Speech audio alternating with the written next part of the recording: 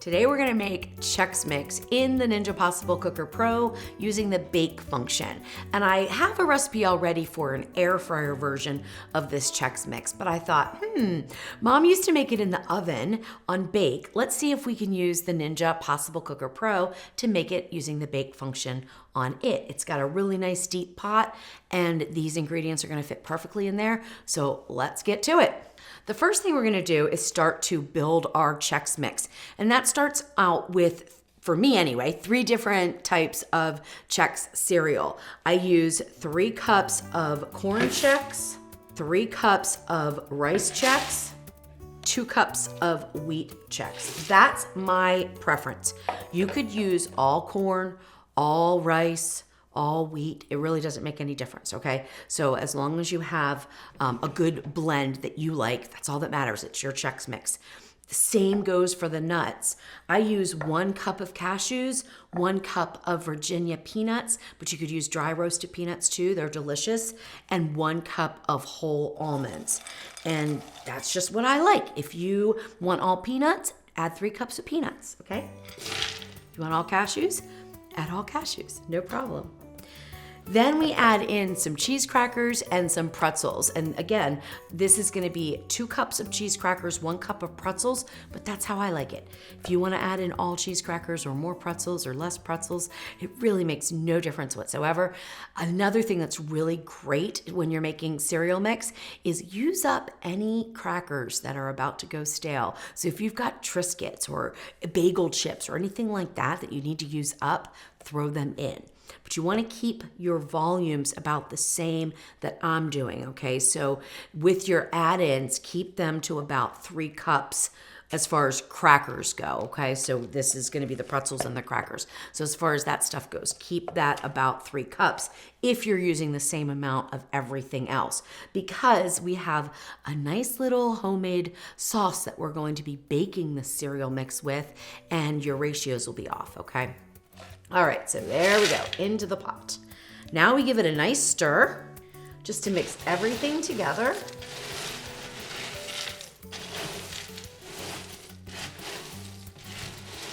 All right, that looks great. So now let's get to making our sauce, so to speak, our baking juice. That's what I'm gonna call it, baking juice. All right, what I have here is 1/3 of a cup of a neutral oil. I'm using avocado oil, but you can use any neutral oil you want. I'd stay away from olive oil just because it does impart kind of its own flavor. 3 tablespoons of melted butter, and we're gonna combine those 2 together. 2 tablespoons of W sauce. And now for the spice blend. I'm using a very simple 3-spice blend here. It is 2.5 teaspoons of onion powder, 2.5 teaspoons of garlic powder, and 2.5 teaspoons of Lowry's seasoned salt. You can change this up too. You could even use a barbecue rub or something like that. Just make sure it doesn't have too much sugar in it or you may burn your cereal. But you could use all kinds of different flavors to make this your own signature cereal mix. We're gonna add that in. And then what I also like to add is my favorite hot sauce, which is Cholula, but you could use your favorite hot sauce, no problems. And I add about 3 or 4 shakes of it. It doesn't exactly give like a spiciness unless you added a whole lot more, but it does just give this really good flavor. So I always add it in. Whisk this all together, and then we're gonna pour it over our cereal.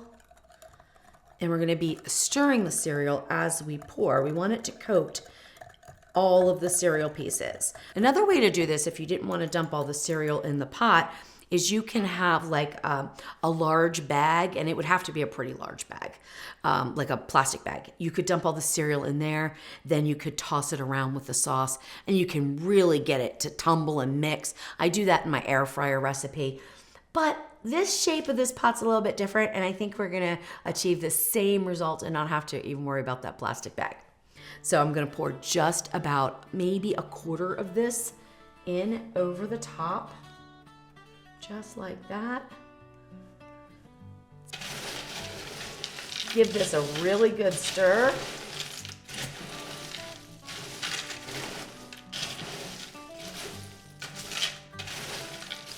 Repeat again.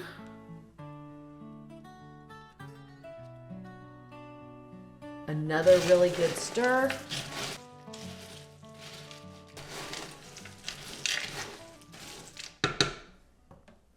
I'm gonna whisk this up just one more time just to make sure. Got really thick at the bottom, which is fine. That's all the spices and everything. But I wanna make sure we get every last bit out. I'm gonna use my spatula. We're gonna pour this in.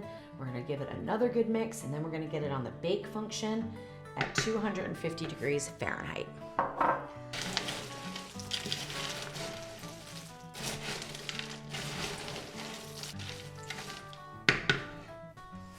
All right, that looks absolutely perfect. So we're gonna turn the possible cooker on, and we wanna make sure we get over to this bake function right there. And we wanna take our temperature down to 250 and hit the start button. Now, the start time or the default time is 15 minutes. It's gonna take longer than that to do this. So I'm gonna set an hour.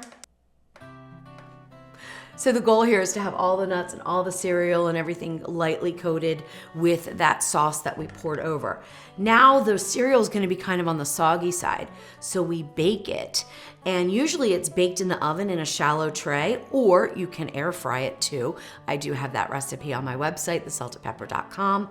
But this pot is gonna heat up all the way up the sides with the bake function. So we have heat from the bottom, we have heat from the sides. So I'm hoping that we can get it done a lot quicker than in the oven, which usually would take 3 or 4 hours at 250 degrees for the shallow trays.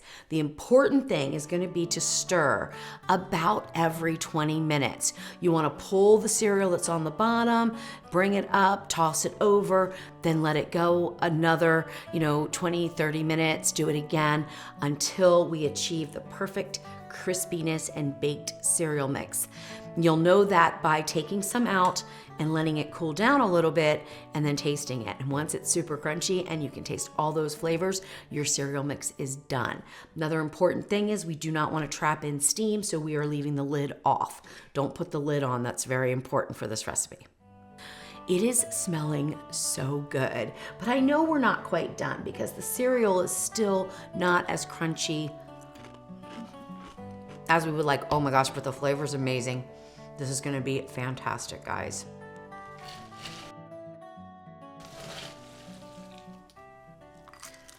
All right, we have just about 8 minutes left on our hour timer, and what I'm looking for right now is an almond.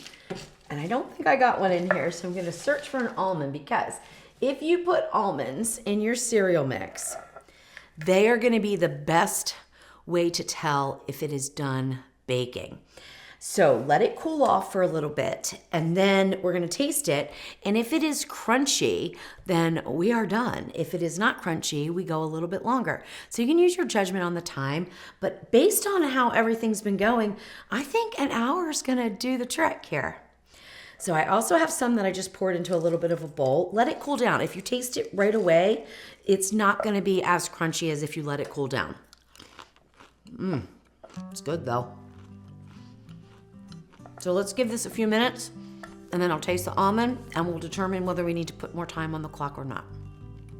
All right, so I spread out the cereal mix here just to let it cool down a little bit faster so I can really test to see if it's all done. I did already eat one of these little Chex cereal, and they're done. They're delicious, but that doesn't mean that everything else is done. So this is nice and crispy. Oh my goodness. And full of flavor. So let's try one of the cheese crackers. That one is not quite as crisp as I would like it. But the real tell is going to be either a cashew or an almond. And they're not quite there yet. So what I'm gonna do is give it one last stir. I'm gonna add 30 minutes, and then we will see how it is after another 30 minutes. That'll be a 90-minute bake time in the Possible Cooker Pro. All right, so we have just about 10 minutes left of a total 90-minute bake time. So I'm gonna do the same thing. Bring out a little bit here. Get an almond, a little bit of cereal, and I wanna make sure I have a cheddar cracker there. Now I can already tell that these cheese crackers are already firmer. Oh yes. Even before they have time to cool. So guess what that tells me? Oh my. I think we're done. Oh yeah, that's delicious. So 80 minutes total, super easy. Stir every 15 to 20 minutes. Now I'm gonna turn this off and we're gonna let it cool down. Now, if you're in a hurry, spread it out on a sheet pan and let it cool down. If you're not in a hurry, you can let it cool right in the pot. That's perfectly fine. And then transfer it wherever you want it to be able to serve it. But it is absolutely delicious. And the best thing about making your own is you get to choose all the ingredients. So if you don't like pretzels, don't add them in. If you don't like cashews, don't add them in. You can double up on any ingredient that you love and omit anything you don't. So it is your Chex Mix. Make it the way you love it, but make it because it's super easy and it's super delicious and it is very crowd friendly. Everybody loves cereal mix.